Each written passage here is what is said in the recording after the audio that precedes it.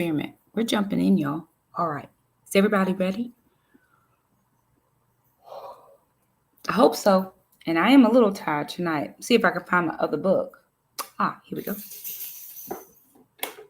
This is our next book, Becoming the Woman God Wants Me to Be by Donna Parto.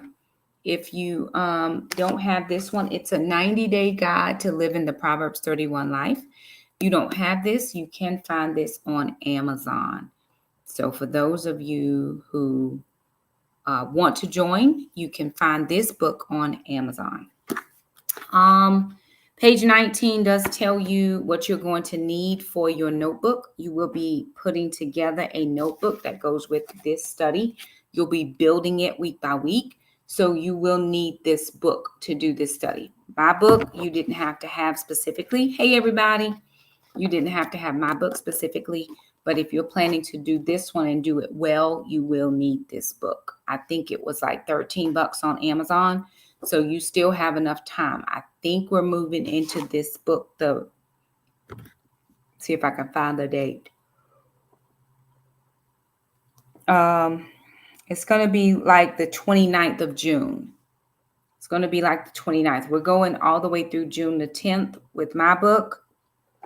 We'll be off that next week because I just need a minute to be off. And then I will come back with you guys on the 25th. You'll see me again, but you should have already started reading this. You should start this one on June 23rd. That'll be the first week because you got to work your way through, and we'll discuss on Saturday the 29th. Okay. Another thing, just some housekeeping stuff because it's good to get all that out the way early. If you're following me on Instagram and Facebook, I have we're doing our ladies retreat. So Titus 2 Women, we're unpacking our bags. We're going to be in Arlington, Virginia in June 21st through the 23rd. We're going to be in Arlington, Virginia. So check my Instagram or my Facebook page. And YouTube, folks, I'll post it on the community tab. I just did not have any time. Okay. I have been running around like a crazy person. Just so many things that needed to be done. School is almost out. Jackson takes exams this week.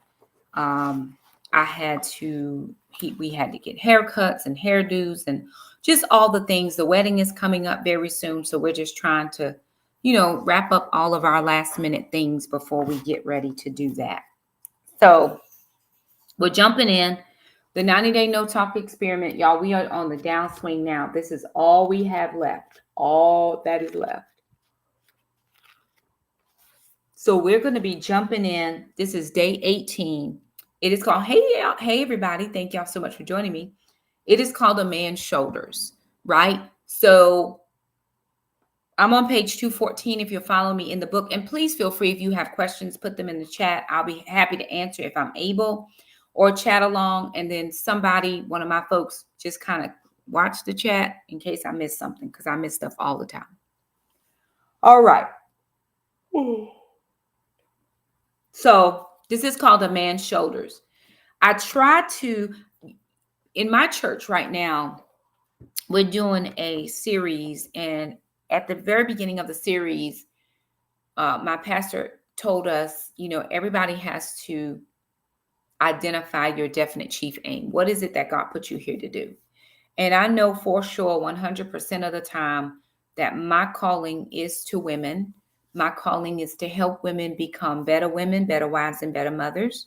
I know that for sure. So I don't have any question about that. With that being said, a lot of my views are very traditional. Specifically, because I grew up in a traditional household. My grandfather was in the home. My grandmother was in the home. I grew up with my grandparents, so I don't know how traditional that was. But I saw traditional gender roles. I believe in traditional gender roles. If you believe in something very different, that's your business. It's not my business, and I'm minding the business that pays me. So when I teach concepts, it's from my perspective, my belief, and based on what I believe the word says. In Genesis, when God gave Adam the woman, or presented the woman to Adam, Adam was working. Adam already had purpose, and he allowed that woman to then come into his purpose. So I believe that men have purpose. I believe that they share that purpose and then allow a woman to come into that. I do believe that women have purpose as well. I don't believe that everybody will be married. I believe that there are some men and women who don't desire any of that. But again, when I teach, it's coming from that very traditional standpoint. So if it's not for you, hey, we didn't lose anything. I teach a concept to my ladies, the Titus 2 women, and I've had Daughters of Grace, Titus 2 women, and Coffee and Conversation. So depending on what day it is, I am hanging out with somebody teaching something. Okay. I teach a concept to ladies about a man and a woman. Now, before I go any further, I have to be very clear on my position. I believe in traditional gender roles, was raised in them. I saw my granddaddy take care of my gran. It was just the way it was just the way it should have been, or at least in my mind, that's what I believe. Believe what you want. So, I can't make anybody believe what I believe, but there's all these things out here on social media, soft girl era, soft man era, the drizzle. I mean, all this stuff. And I'm totally confused because I don't understand any of it. Like men asking women for money, women giving the men money that ain't their husbands. My husband can have every dime I got, but if we just date, I just see you, don't call me and ask me to cash app you no lunch money. You would get your feelings hurt. But there's so many new rules, or the way that people see it, that it tends to skew how men and women view each other altogether, which does put a strain on relationships, which does put a strain on those of us who desire to get married, because trying to find somebody who has the same belief systems we do is a challenge at times. Or trying to find someone who believes in partnership is a challenge at times. Like I know women who got married today and knew they didn't have enough money for them to stay home, but they became stay-at-home wives the next day after they got married. Now you don't have no children. Your husband y'all need to be banking as much money as possible. Y'all could both be working. I mean, it's just my perspective. I'm not in your marriage or whatever the case is, but then we're struggling because we don't have enough money to make ends meet. And then people get mad when the husband or the wife decides to leave because there's not enough provision in the first place. So, I think our perception of relationships is very warped based on all of this new thought processes or concepts. Okay.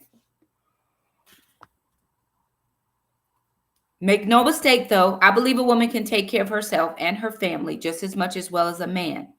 But that is not this entry. Hey, y'all. So many things are running through my mind at one time with prayers that I do not bring offense to anyone while believing what I believe. If I offend you, may I just ask you to charge it to my head and not my heart? It is never my intent to offend people, while I do understand that people will be offended just because it's Monday. So it's not me, it's you. It's just how it is. Back to the concept, right? So this is what I believe. As a general rule, not a law, so don't think I'm making it a law, a man is born with very broad shoulders. I've seen men, not, when baby boys are born, they just kind of, all babies look alike. As men, baby boys and baby girls start to fill out and puberize or whatever it is, different things start to grow. Boys tend to have their shoulders grow outward. They get this longer neck. This Adam's apple situation happens to happen. My son came in here the other day and he didn't have a shirt on. And I was like, oh Lord, what in the world is going on? Because he started to fill out and buff out. He's 15. So his, puberty-ness has started to happen. But before, he was just a puny little kid. As he continues to grow, I'm sure he will get more buff and stuff and all the things. And if he works out in the gym like he likes to do, he'll buff out. When teaching, I ask for 2 volunteers. So this is how I teach this concept. I ask for 2 volunteers, a man and a woman, preferably a married couple if I can find somebody, or somebody that's dating. And I ask the woman to stand facing me with the man standing directly behind the woman. Gazing at the two, it should be very evident that the man's shoulders are more broad than the woman. So if I have a man and a woman standing in front of a man, typically the man is shoulderness broader than the woman. Of course, the woman is more frontal heavy because, we carrying around all the things. But a man is a little wider. That's not every case. There are some women who are big backed and wide shouldered, but that's not what I'm talking about. What does this mean and why do I share it? In my opinion, the man is the head of the household. He is big and he is strong with shoulders wide enough to shoulder the burden of a family. God created a man and designed him specifically in Genesis 1:26-28, when God said, and let us make man in our image, and he formed man out of the dust of the ground. He specifically, anatomically created the man first.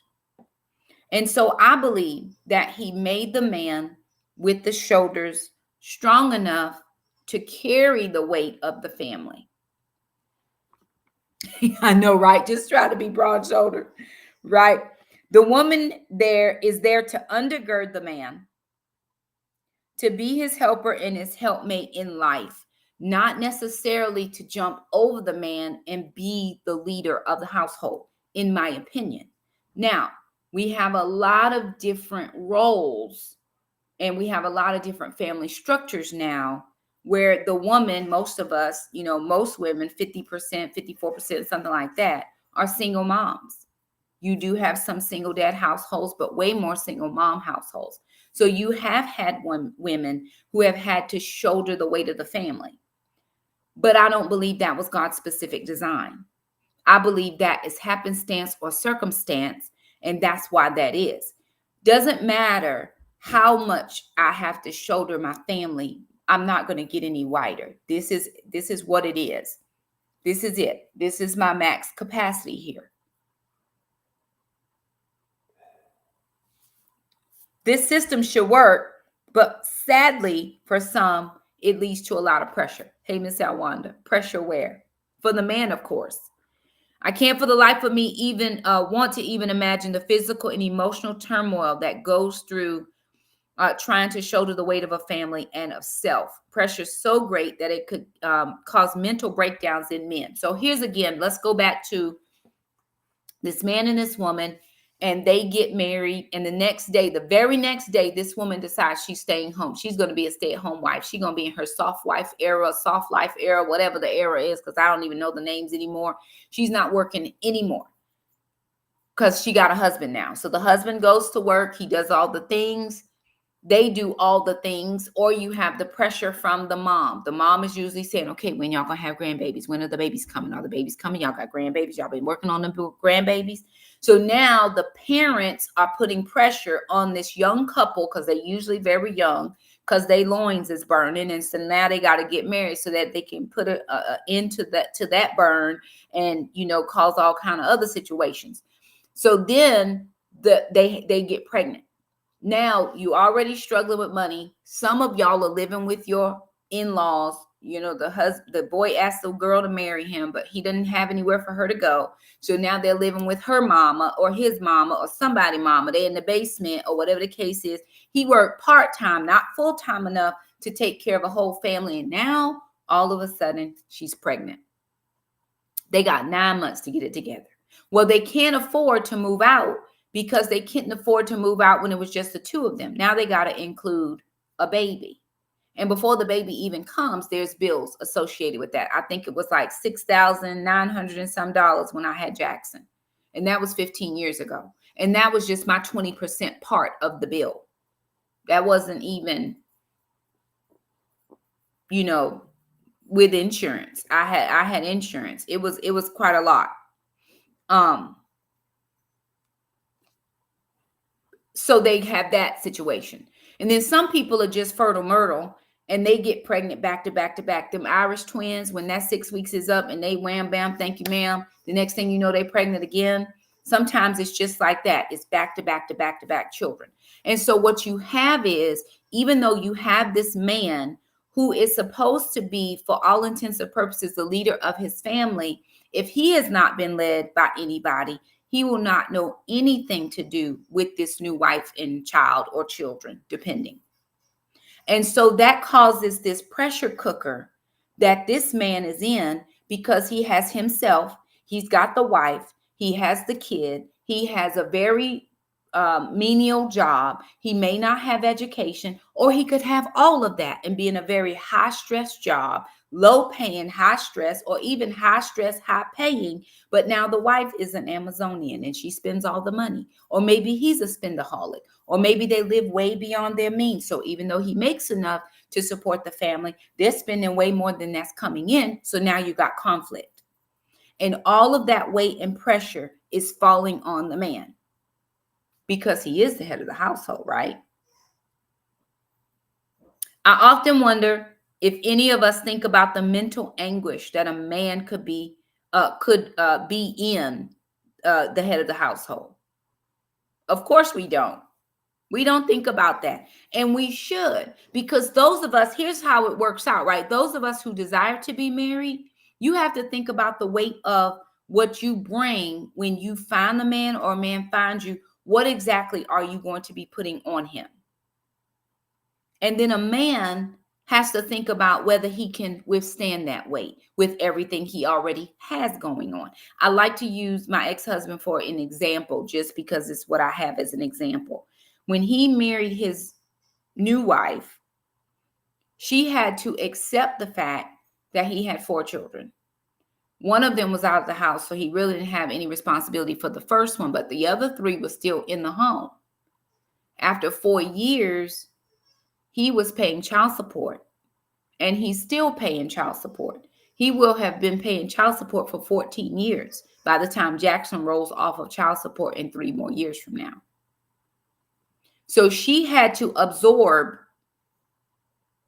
me, first of all, an ex-wife, because I got the kids. So I just naturally come with the package and the kids, plus the financial responsibility and all of that. And he had to have that as well. But what does she bring? Does she have children? Does she have this? Does she have that? And all that. But do we ever think about the other person? And a lot of us, selfishly, we're just thinking about us. We don't think about the physical labor he will have to do daily to provide a roof and food for his family. All that equals pressure. We don't think about the money he will have to make to cover the bills that come around every 30th or 31st of every month. That's pressure. We don't think about staying up late at night, watching over his sleeping family, or getting up early in the morning to leave for work, to work a job that doesn't care about his mental capacity to be great, only the physical strength he brings to get the job done for them for the day. That's pressure. We don't think about why he leaves his family on their own when the pressure becomes more than he can bear. Pressure. We don't think about why he gives up all of his hopes and dreams to wander aimlessly in his own head and throughout life. Pressure. Because now it's him, so he got to think about him and the wife and the kids and college and medical. If there's a medical something that happens in utero or at birth. I've seen lots of stories where wives have had babies, or women have had babies and immediately had a stroke. That's a medical condition. So now I got to worry about that. Who takes care of that? Who provides for that? Who's going to stay with her while I have to go to work? Do I have to quit my job? Now we got to go on pressure. It's all pressure. But oh, my sweet man or sweet sister of a man, you love reading There Is Hope. So much hope. We've been told the man is the head of the wife, but not who is the head of the man. Here is what it should look like: the woman, the man, and Jesus. Or Jesus, the man, then the woman. That is God's proper order. Jesus or God, then the man, then the woman. Because again, in Genesis, that's exactly how it was. The woman did not even get created until man was created. Then God put him to sleep, took a rib, so took a piece of the man out, put him to sleep, and then created the woman and gave the woman to the man. Isaiah 9:6, this is in the New Living Translation, says, "For a child is born to us, a son is given to us. The government will rest upon his shoulders, and he will be called Wonderful Counselor, Mighty God, Everlasting Father, Prince of Peace." Listen to Shakima. The man is the head, but Jesus is the head of both the man and the woman. So even though there is pressure for a man to take care of his family, to provide for his family and his children, to do his very best, to go to work every day, wherever he works, whether he works from home, he goes to a job, to take care of all of the things that come with that family. And that does rest on his shoulders. But as he rests in the Lord, really the weight is transferred onto the Lord's shoulders. Remember, he says, "Take my yoke upon you, for my yoke is easy, my burden is light. Come to me, all who are weary and heavy laden, and I will give you rest." So you have to, that man must have the Lord as the head of his life. Then there is no pressure, although there is responsibility and obligation. So we transfer pressure into responsibility and obligation when the man understands that God is the head of this family. And if God is the head of this family, then whatever we need, I have to look to God to provide. The woman is looking to the man, but he says, "No, babe, you can't look to me to provide."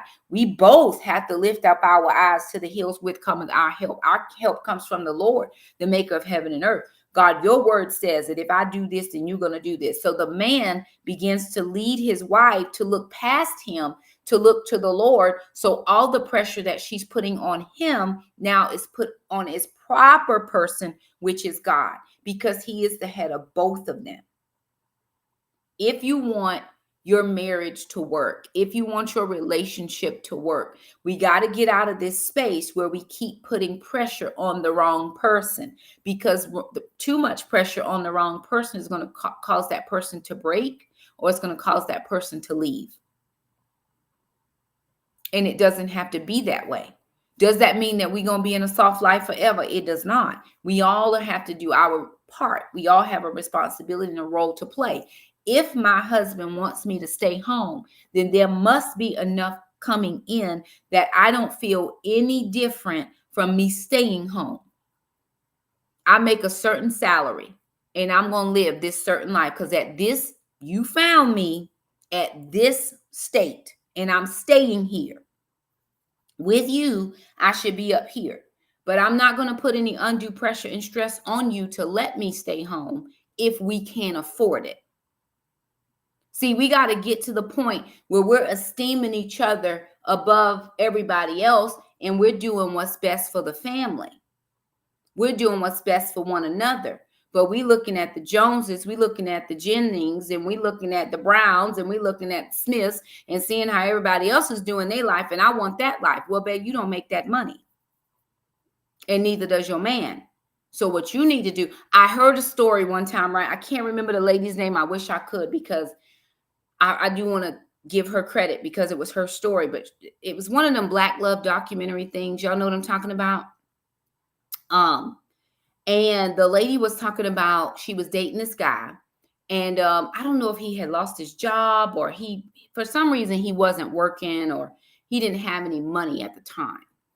And the man was saying, "This is when I knew I was in love with this woman. This is when I knew that this was going to be my wife." They had evidently had some friends come from out of town, and those friends had, invited them out to eat. And so you have this man, he's like, "Okay, well, I can't say no. I don't have no money in my account. So we're going to go." And the girl was like, "No, we'll go. It's fine. We'll go, babe. It's perfect." So the check comes, and of course, the waitress gives the man the check. And he's sitting there trying to figure out how he's going to pay for this bill, because he doesn't have any money in his account. Now, him and the woman were not married at the time. This was just his girlfriend. So she done pulled a slick move on bruh man. She pulled her credit card out of her purse, had it in her hand under the table, and slid it in his hand under the table. Nobody at the table was the wiser. Nobody knew what was going on. And he was then able to put the credit card in the bill, give it back to the waitress, sign a little name, and only they knew what had taken place. And this man said, this is when I knew she was going to be my wife, because she knew my situation and she didn't make it worse. She actually came in and helped me. She actually came in and made this situation so much better to make him or cause him to save face in front of this table full of people. Right? I hope I'm saying that right. I don't remember, she put in his Cash App or something like that, but she made sure that her man was the man. She didn't take anything away from him, pulling out her card, bamming it down on the table, letting everybody know he broke and I'm taking care of everything, because that is the perception that people are given in this day and age in relationships. I'm going out here making my own bag. I'm making my own bag for sure, but I'm not going to emasculate my man for any reason. I was in the DMV not long ago. It was a minute ago. I was in the DMV. And there's a man in there with his girl. I don't know if it's wife or whatever, but they was together. And the lady was like, okay, it's going to be this much money. And the guy just standing there. And then after a while, the girl just pulled out her card and she just put it down and paid for it. I'm never pulling out my credit card when we're together. Never. Because I'm going to make sure that there's money in the joint account. So you never have to feel like you don't have it. We got it. If I got it, we got it. If you got it, we got it. But it's always going to be there at your disposal to do what you need to do for the family. See, therein lies responsibility. I am a part of this union, and the two shall become one.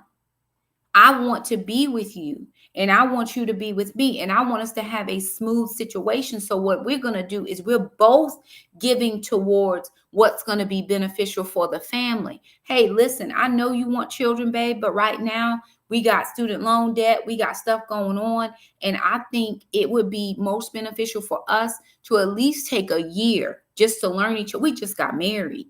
Let's just take a year to get to know us. Because once you start having kids is a game changer. You got 18 years at minimum before you're going to ever have your husband or wife back. Minimum. So I'm telling people, because, somebody was asking me about when Shamika gets married. You can't wait for them grandbabies to come. I can wait for them. I can wait. Don't have babies for me, because I'm not keeping them. They staying with you. Get yourself to a good financial situation. Get yourself to a good place where you and your husband or your wife are solid with each other, that there's going to be no separation and no dividing. Don't put all that pressure on him to have this house and this car. Baby, I drive a Toyota. Can I just say this? Because I think that some of the expectations that people have are just so unrealistic. I want a brand new car. Well, brand new. I saw a lady on, it was a TikTok. God knows, I believe it was TikTok. This lady said, out of her own good mouth, baby, my car payment is $800. And that's one of my cars. That's not including my other car payment.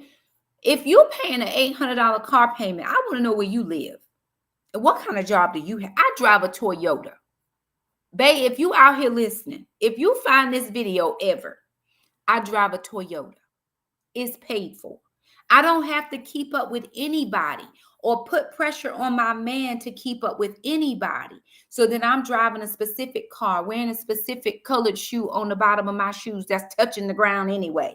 That has to have a certain bag with a name across the front. I don't have to wear a certain type of clothing, because what is that going to do for us except cause us to be in this pressure cooker? If you have an Instant Pot, the Instant Pot is meant to cook meat or cook whatever's inside of it at a high pressure for a specific amount of time. And if you don't release the pressure after that, it's going to blow.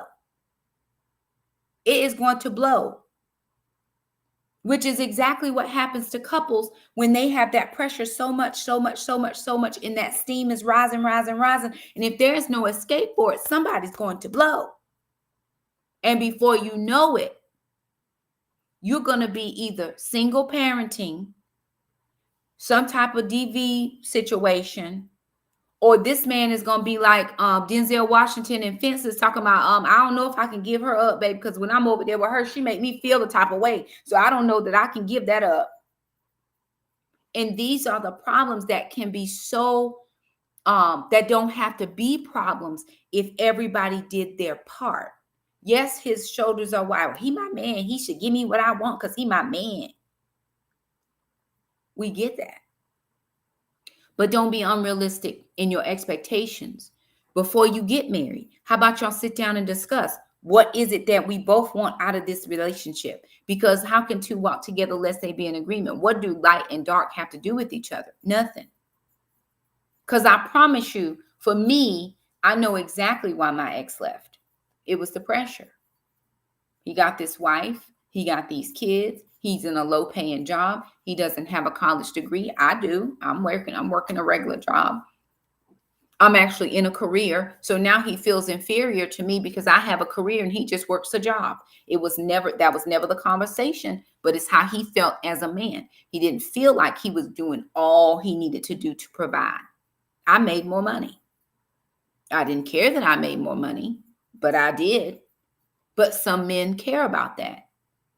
And so we got to be on the same page before we even decide we going further with this, because I don't want no problems. I don't want to be in divorce court. I made a vow before the Lord and witnesses that said in good and bad and rich and poor and sick and health and all the things. So I'm not trying to go outside of that. So we need to sit down before we say I do. And what do we agree to?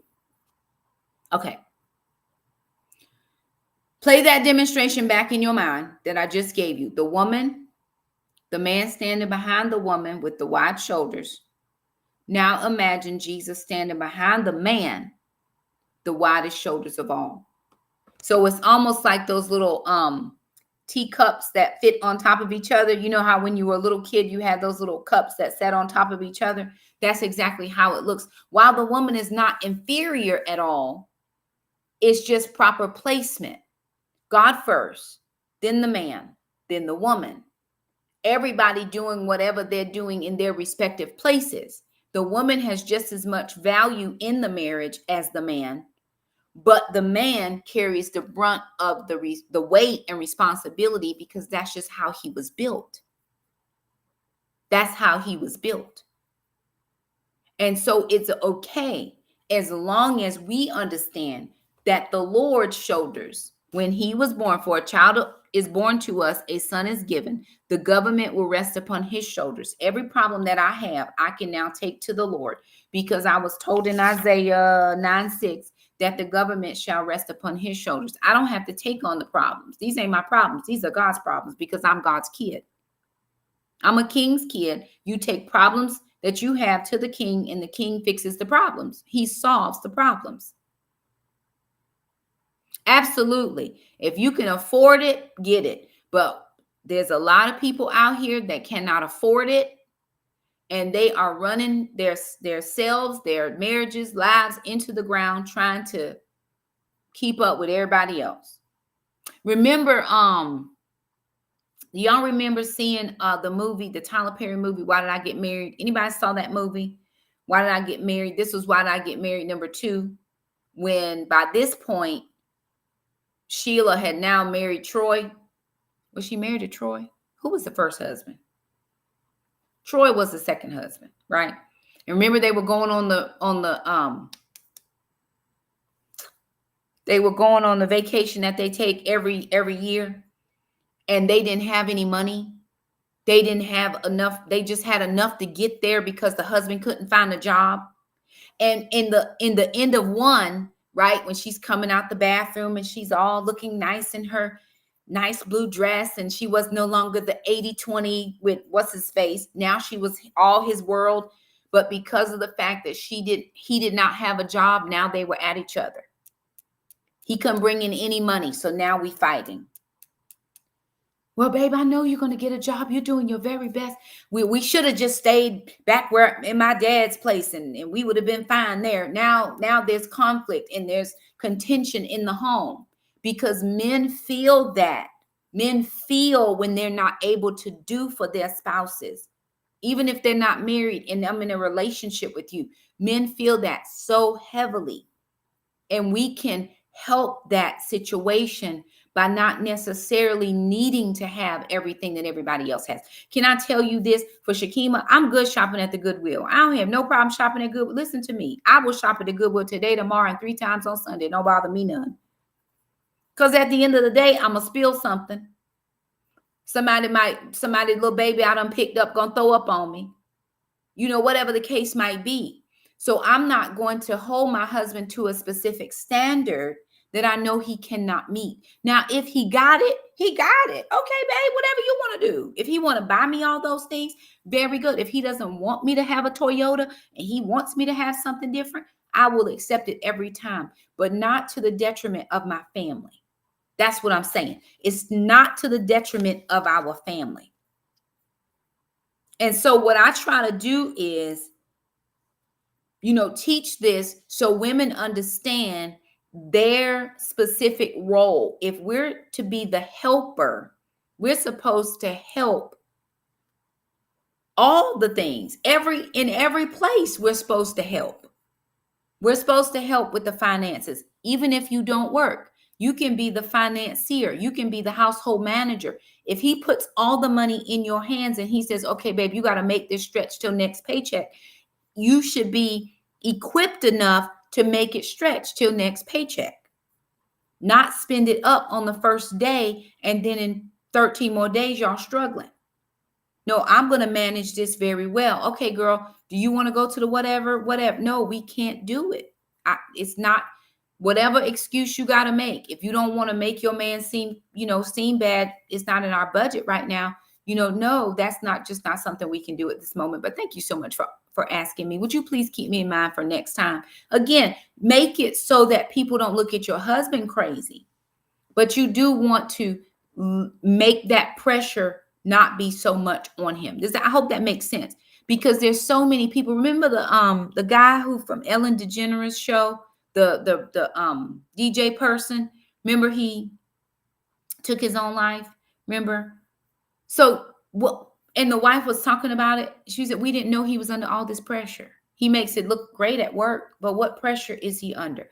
Or these people who do have self-harm or whatever the case is. When you start looking at their finances, the finances are all jacked up. When you start looking at the marriage is jacked up because their finances are jacked up. I'm telling you, there are ways that we can help to take some of this pressure off of our men's shoulders. There should be a reasonable expectation that you're going to do your very best to make this as easy as possible to be married to you. If you want to be married, I'm not saying we don't expect him to take care. I expect very good care. Because when you find me, this is the level that I am used to taking care of myself. So don't ask me to dumb down. Don't ask me to jump down to the lower bracket. I am in this bracket and this is what I'm used to. But if you can't do more, then I'm good here, right? And then I'm going to help you so that we can do more for each other. I want to travel. I want to see other places. I want to go places with my friends. I want to do everybody take a week and we go off somewhere and just refresh all of our friend group. I want to do all of that. But if that's not beneficial for my husband or for our finances or for our children or whatever the case is, then I'm going to have to be able to be that person that stands up and say, babe, you know what? I just don't, I'm good. I don't think we need to do it this time. And then you got to make your face line up with your words. You can't be walking around with no attitude because the man didn't do all the things. You just told him you was good without it. So be good without it. Okay. My prayer is that by teaching this concept, each person learns a valuable lesson. That was the guy. Yep, that was his name. I want the woman to know that her place in the family is just as valuable as the man's. The helper is just as valuable. She is not less valuable. She is not less than. She is not a lower class of a citizen. just as valuable. I pray that the man knows that he doesn't have to shoulder the load all on his own, and that he can lean, trust, and depend on the one that is greater than him. Right? The woman has to help the man. The man has to lean and depend on God. And then God shows up for both of them. When you put the Lord in the middle, the Bible says a 3-string cord is not easily broken. When you put God in the center of your relationship, husband, wife, boyfriend, girlfriend. I mean, I even think it's a boyfriend, girl, fiance, whatever the case is. When we keep God at the center of our relationship, your priorities are correct. You're no longer trying to keep up with the Joneses. You're trying to do what is pleasing unto the Lord.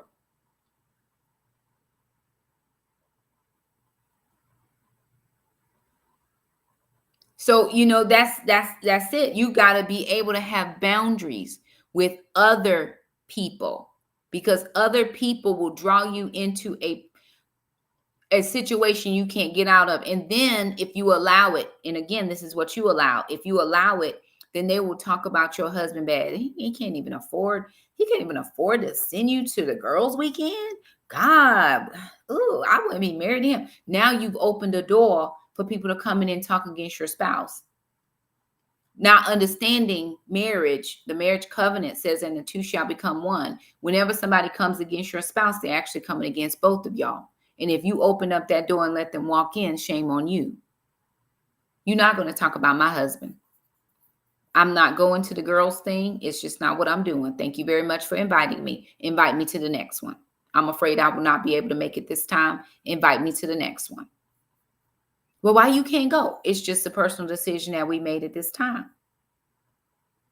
There's no specific reason why I'm not going. I'm just not going. And if you have the type of friend group that you can say, hey, we're just, our finances are a little bit tight right now. We're going to be all right. I'll get the next one. And it is okay to say that. But it is never okay, ladies, to emasculate your husband.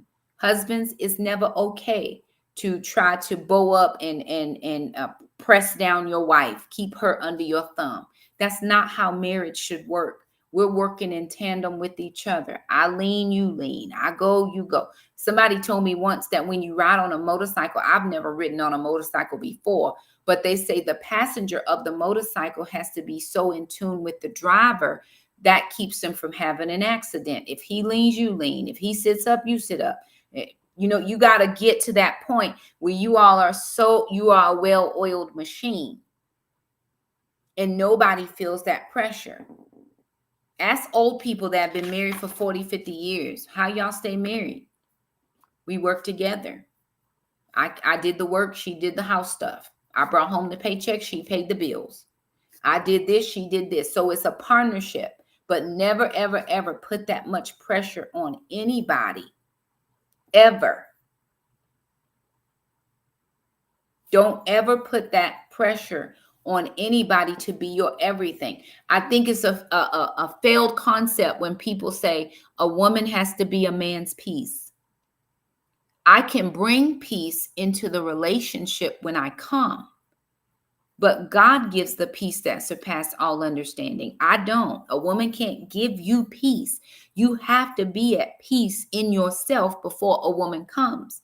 And women, when you get there, then you bring a certain level of peace. That's why when you're single like me, you can now work on your bag and you can get your debt paid down and you can raise your children and all the things that need to be done prior to me finding someone. And then when I find him, because I'm coming in peace, he should just by nature have peace because I brought it. When I brought my own. He got his, I got mine. We should have peace together. Now, if you're married and you're trying to work backwards, right? Maybe you didn't know several things. So you just know it now and move forward with this knowledge that you have at the moment. Learn how to keep the conflict down. Marital relations and money, two things that cause way more marital conflict than it should.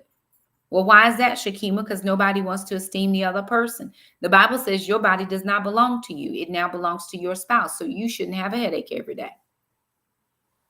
And even if you do, this is when you start praying to the Lord. God, I don't want to do this. I do not feel like it, but my husband needs what he needs. So can you help me to line up? The Bible says don't put your spouse off for too long, except for prayer, a time of agreed upon time for prayer. Because if you do, the enemy's going to get a foothold in, and before you know it, he's going to be like Denzel Washington over there at that little girl house, talking about, oh, Loretta can't live. I can't stop going to Loretta house. I got to go to Loretta's because she made me feel like something. Isn't it amazing? Isn't it amazing that with the side woman, he felt like a real man, just able to just have his best life. And with his wife, all he felt was pressure. And at the end of that scene where they were having that conversation discussing it, she said, well, what about me? What about me? I was here with you too. She crying and snotting all over the place. She's like, you don't think I have any pressure? I have pressure too. But we're taught to handle it. Sometimes they're not. And he did handle it the best way he knew how, which was wrong, absolutely. And then what made it doubly worse, because here it gets this worse, she had a baby. And he brought the baby home because the lady died.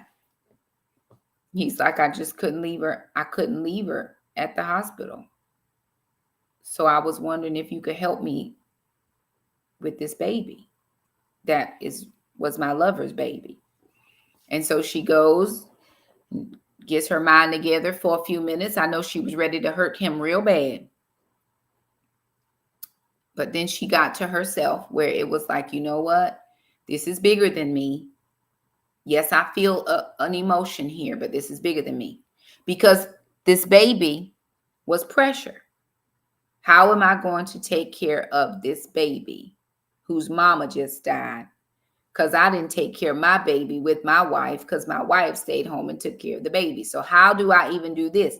More pressure. So his wife, and I'm not telling anybody.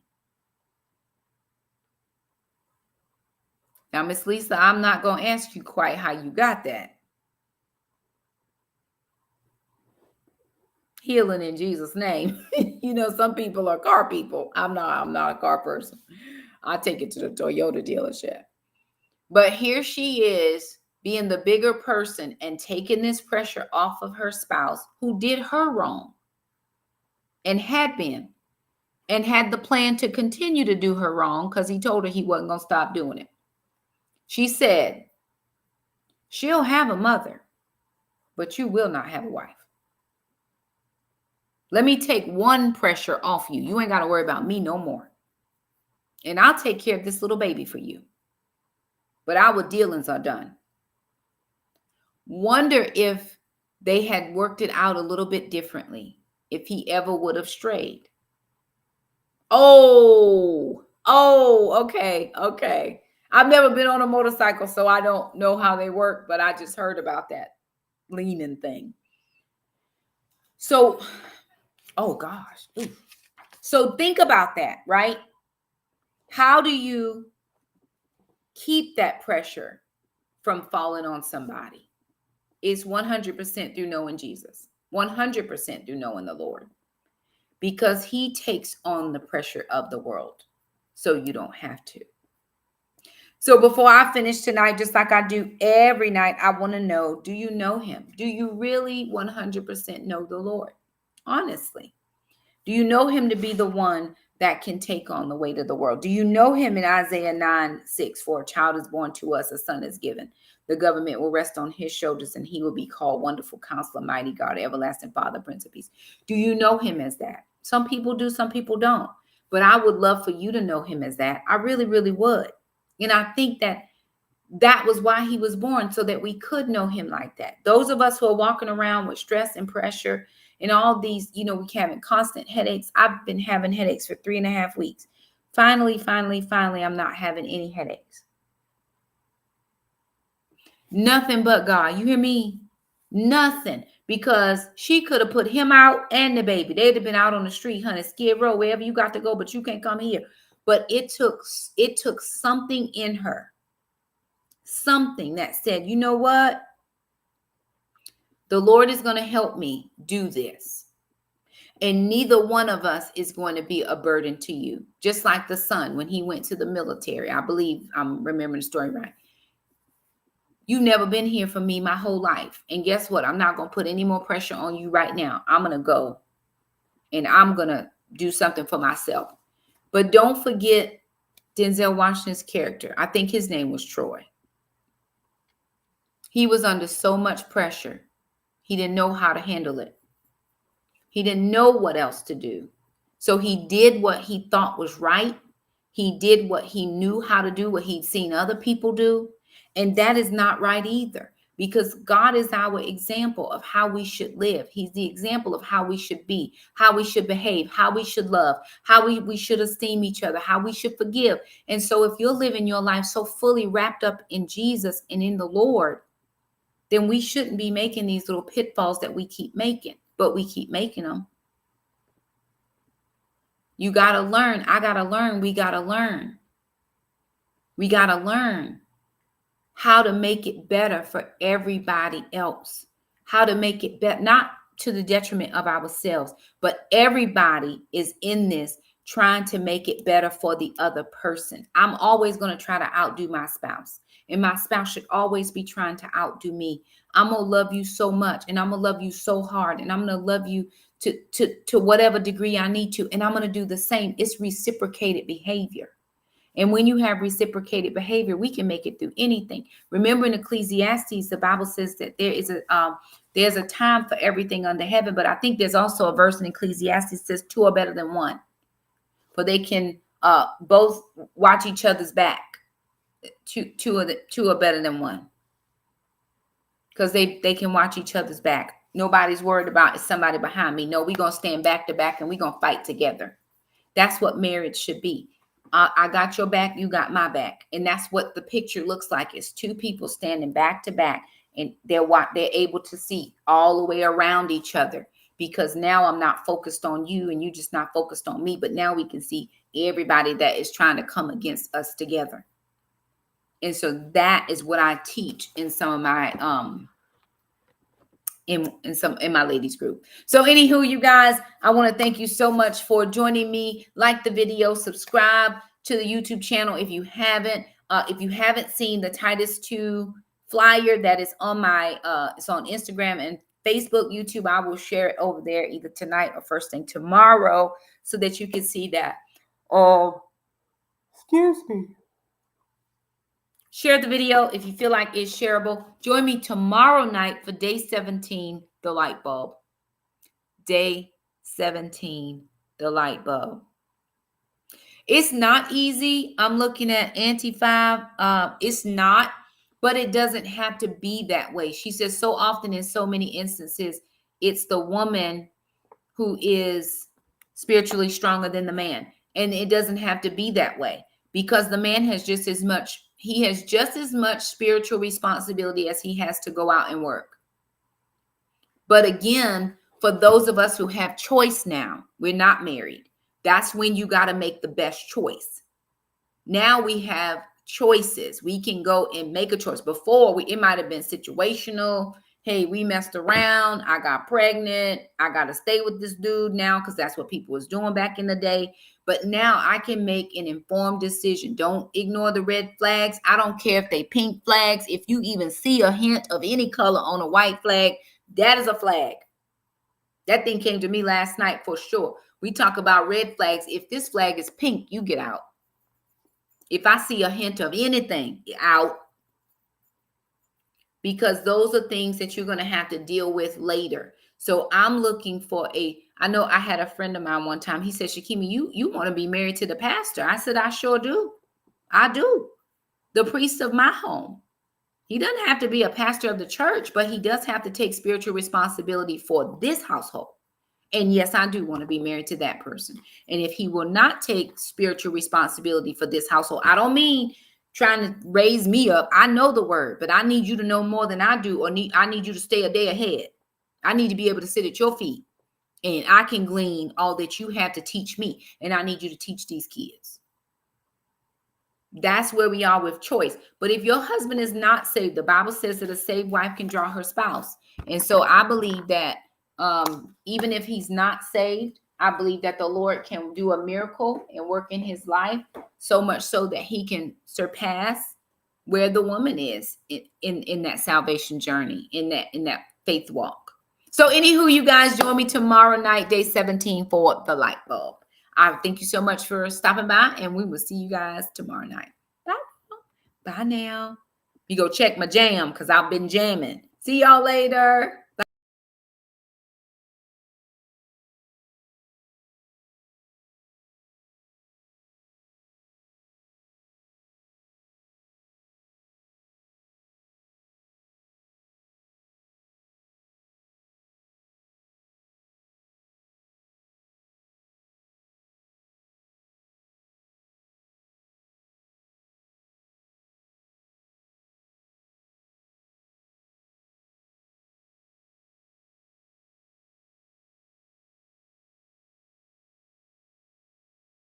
I didn't end the stream.